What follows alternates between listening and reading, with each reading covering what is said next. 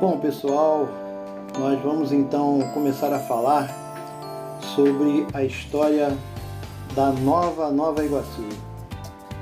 Começar a falar da época do descobrimento do Brasil em 1500, como todos nós sabemos, né, onde os portugueses chegaram aqui em 1500, adentraram nas terras brasileiras e em 1539 começou a colonização do nosso país. Trazendo para a nossa realidade, nossas terras começam a ser colonizadas ali pelo ano de 1640. E a gente, antes de começar a falar exatamente de todo o processo, naquela época o que existia aqui, quem habitava aqui eram algumas tribos indígenas. As mais importantes de nós estávamos falando era a tribo dos Tupinambás e a tribo dos Jacutingas. A tribo dos Jacutingas tinham esse nome, muito jacu, porque jacu, para quem não encontrar no lugar, é uma ave, né? Então, como aquela localidade ali tinha muito jacu e eles tinham que colocar o nome na tribo, acredito eu, eles colocaram como tribo Jacutinga. O idioma que era falado naquela ocasião, aqui na nossa região, era o Tupi-Guarani. No início de 1640, ou seja, no século XVII, a nossa região já estava num processo de colonização. Daí então surgiram várias fazendas, e uma delas a fazenda de Santo Antônio da freguesia de Jacutinga, né? As terras na época elas tinham nomes de vilas, e quando ela começava a progredir, né, começavam a chegar mais pessoas, ela atingia um determinado número de pessoas, aí ela passava a se chamar freguesia. Então, no século XVII, 1640, a primeira fazenda que surge é a fazenda Santo Antônio, ali na freguesia de Jacutinga. Em 1680 também surge a fazenda Machebomba. Em 1727 a Igreja Católica resolve construir paróquias aqui nas terras. Então surge aquela que acreditamos ser a primeira paróquia aqui da nossa cidade, a paróquia de Santo Antônio da Prata. Essa igreja trazia ainda um pouco da cultura europeia. Naquela época as igrejas faziam os enterros dentro das próprias igrejas. As pessoas eram enterradas dentro das próprias igrejas, porque ainda não haviam cemitérios e por perto, e as pessoas eram enterradas dentro das igrejas. Aquelas pessoas que tinham um poder mais ricos, eles eram enterrados dentro da igreja, e os mais pobres enterrados nos pátios ou nos fundos da igreja. Tem uma informação que é muito interessante, é que os mais ricos, segundo a tradição deles, eram enterrados perto das imagens dos santos, do qual eles eram devotos, porque assim eles achavam que esses mais ricos chegariam em 1808 mais rápido, por causa da ameaça dos franceses, ou do francês Napoleão Bonaparte, que queria conquistar toda a Europa. A família real foge de Portugal porque não aceitou ou respeitou o decreto de Napoleão Bonaparte, porque Portugal tinha uma amizade muito grande com a Inglaterra. Napoleão queria invadir a Inglaterra, mas para isso ele precisava que Portugal rompesse esse acordo comercial que tinha com a Inglaterra. E na época, isso não aconteceu. Em 1807, ele resolve invadir Portugal também. Quando Dom João VI ele fica sabendo, ele pega toda a sua família e vem para o Brasil, aonde ele chegaria em 1808 na Bahia.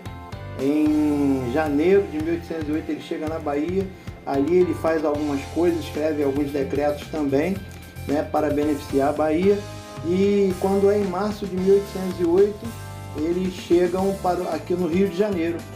Eles chegam no Rio de Janeiro e se hospedam aqui no Rio de Janeiro. Uma coisa interessante da gente falar é porque, como eles chegaram de repente, eles não tinham onde morar, então os governantes da época, eles viam as melhores casas e escolhiam aquelas casas para que as pessoas eram obrigadas a se instalar nas suas casas, para que a família real pudesse então estar se instalando ali, né? E como nós já falamos no vídeo anterior também, a vinda da família real foi muito importante para o Brasil, e Nova Iguaçu nesse tempo também foi muito importante para o Rio de Janeiro. Tanto que em 1822 se constrói a Estrada Real do Comércio, no lugar que hoje nós chamamos de Iguaçu Velho, né? Ali era o caminho por onde passava toda a produção que vinha do Vale do Paraíba, passava por ali, por Tinguá, e ia em direção às Minas Gerais. E em 1833, verdadeiramente, começa a história do povoamento da região que chamamos hoje de Nova Iguaçu, que em Tupi, com a criação do engenho de cana-de-açúcar, significa pequena locomotiva, né? Era uma locomotiva pequenininha de madeira, não tinha teto, e ela puxava apenas 2 ou 3 vagões. O dono resolve fracionar, ou seja, resolve vender as terras para outras pessoas. É aí que entra o Dr. Tibau, uma pessoa conhecida que até hoje tem nome de rua, né? Ele resolve comprar uma fração destas terras e dá o nome de Fazenda Moquetá.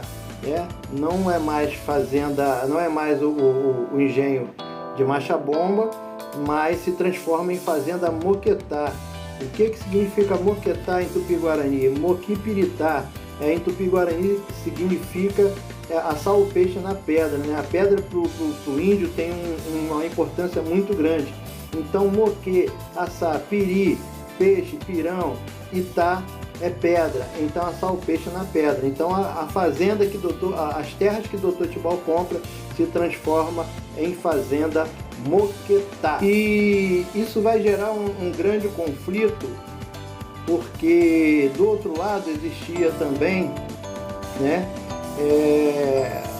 o coronel Francisco Soares, que também era um homem rico, que tinha também terras ali do outro lado de Nova Iguaçu, mais precisamente no começo ali da estrada de Madureira, né? Isso gerou uma briga, né? Com a compra das terras do Dr. Tibau, começou a ter atritos com o coronel Francisco Soares, que tinha próximo dali, mais precisamente ali em frente, ali no começo da estrada de Madureira, tinha 4 fazendas, que era a Fazenda Madureira, Marechal Hermes, dá o nome à estrada de Madureira, a Fazenda Madureira, que é por causa a Fazenda São Jorge, a Fazenda Morragudo e a Fazenda Tinguazinho. Com isso eles começam a ter problemas, né, briga, discórdias, e aí um juiz, né, da região na época, ele chama os dois para conversar, e o limite que ele coloca de um município ou de uma fazenda para outra é a pedra que fica ali onde era um dos quilombos de Nova Iguaçu, né? Então, a partir daquela pedra que era chamada Pedra do Quilombo, né, que por causa dessa discussão passou a se chamar Pedra da Discórdia, então o juiz ele decide dessa maneira, né? Que da Pedra do Quilombo para o lado esquerdo seriam as terras do Dr. Tibau, e da Pedra do Quilombo para o lado direito seriam mais tarde as terras do coronel Francisco, né? Resolve doar as terras para Santa Casa de Misericórdia, que anos depois resolve desocupar as terras que estavam ali abrigando trabalhadores que já moravam ali, e resolve vender os lotes. Tanto que até hoje, se alguém quiser comprar um pedaço de terra na região, tem que procurar a Santa Casa de Misericórdia, né? Ali no centro de Nova Iguaçu ainda existe ali um escritório, né, digamos assim, para que você possa negociar com a Santa Casa um pedaço de terra ali. Em 1858 foi inaugurada a Estrada de Ferro Dom Pedro II, que ligava Japeri ao centro do Rio. E isso causou uma explosão demográfica muito grande, vista que muita gente, né, queria migrar para cá, estar na região no intuito de morar, de trabalhar, de abrir seu próprio comércio. Em 1860, o Dr. Tibau doou uma parte das suas terras para a arquidiocese, né, porque achou que com o crescimento do lugar se fazia necessário construir uma igreja no local. Em 1862 foi inaugurada a igreja de Santo Antônio, onde o responsável na época era o então Dom Adriano Hipólito, né?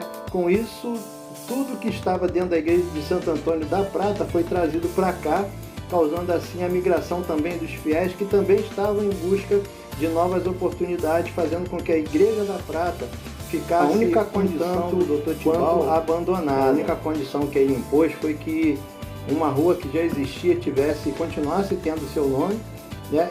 E a rua ao lado da igreja tivesse o nome da sua esposa. E assim foi feito, né? A rua de nome do Dr. Tibal até hoje existe, porém a rua que tinha o nome da sua esposa, né? Naquele tempo, como era de costume, também havia o cemitério atrás da igreja, onde hoje é um restaurante e uma lanchonete de marca muito conhecida. Ali atrás da igreja também se enterravam pessoas. Até que em 1916, pessoal, o Dr. Tibal resolve mudar o nome das suas terras, que até então se chamava Fazenda Moquetá, e a partir de 1916 passou a levar o nome de Nova Iguaçu, em homenagem à velha Iguaçu, que já existia, e agora Nova Iguaçu começa a se chamar, significa Rio de Muitas Águas, e por muito tempo teve o apelido também de Cidade Perfume, porque quando as pessoas passavam por ali, através da linha do trem ali, né, da estrada de ferro, quando chegava em Nova Iguaçu, todo mundo sentia um perfume muito bom dos laranjais, das laranjas, e que ali estavam com muita abundância. Em 1943, os municípios que eram ligados a Nova Iguaçu começam a se emancipar. Em 1943, Duque de Caxias, que fazia parte das terras de Nova Iguaçu, se emancipa. Em 1947, a Verde de Nilópolis e São João Batista do Meriti, que também se emancipam, né? Em 1952, com a inauguração da Presidente Dutra, né, da rodovia Presidente Dutra, a cidade de Nova Iguaçu atrai pessoas de todos os lugares, principalmente da região Nordeste, região Sudeste. Legal, isso gera um problema em 1990 por causa da política, municípios, né, também de Belco, era praticada de uma forma desordenada. E em 1991 era já período também, em 1952. E em 1999 chega a vez de Mesquita se tornar independente. Meus amigos, dentre todos os fatos que sempre lutou para acabar em Nova Iguaçu, com o racismo, não poderia desigualdade social. Barro Júnior, doutor. Vamos falar agora da Fazenda Posse, pintor, juiz. Para fechar o nosso trabalho, nós não poderíamos deixar também de falar da Fazenda Posse, né? Contar a história que conta um pouco da história da nossa cidade. Uma das mais antigas e mais importantes para a história de Nova Iguaçu. Ela ganha esse nome pois havia um senhor que já trabalhava na terra há mais de 60 anos, e um dia ele resolve fazer um documento pedindo autorização para tomar posse definitivamente das terras. E esse documento é liberado em definitivo, é concedido esse direito dele tomar posse dessas terras, e isso aconteceu em 1715. Né, em 1715, que mais tarde essa fazenda também foi fracionada, né, e vendida. Por causa disso nascem vários bairros que existem até hoje, como por exemplo, agora você vai até aprender e vai descobrir por que alguns bairros aqui próximos a nós têm esse nome. Carmari, foi comprado um pedaço de terra pelo casal Carmen e Ari, e a junção desses dois nomes. Outro bairro também muito conhecido é o bairro de Rua de Três Corações, que também foi uma fração da Fazenda Posse, né? Uma família de pai, mãe e filha, o pai e a mãe compraram também um pedaço dessas terras e resolveram colocar o nome de Três Corações, porque ela disse que era o meu coração, o seu coração é o coração da nossa filha, então nós três seremos sempre um, e onde nasceu o nome do bairro Três Corações. Ponto Chique foi por causa de um homem que também comprou uma fração dessa terra, que tinha um bar, não sabia que nome ia colocar no bar e nem no bairro. E ele viu um bar em Nova Iguaçu, muito famoso na época, chamado de Bar Ponto Chique. Então ele resolve copiar e colocou o nome do bairro de Ponto Chique por causa do bar dele, que também estava sendo inaugurado naquela época. E um outro bairro também, né? Um homem que tinha muito dinheiro, um português, ele compra uma fração da terra lá da Fazenda Posse e ele queria construir uma olaria para poder fazer os seus trabalhos ali. E por causa dessa olaria nasce o nome do bairro Cerâmica, né? Uma observação dos últimos herdeiros dessas terras da Fazenda Posse foi Rocha Miranda, né? Que hoje também dá nome a um bairro no Rio de Janeiro e também dá nome a algumas ruas no Rio de Janeiro. Bom, pessoal, então é isso aí.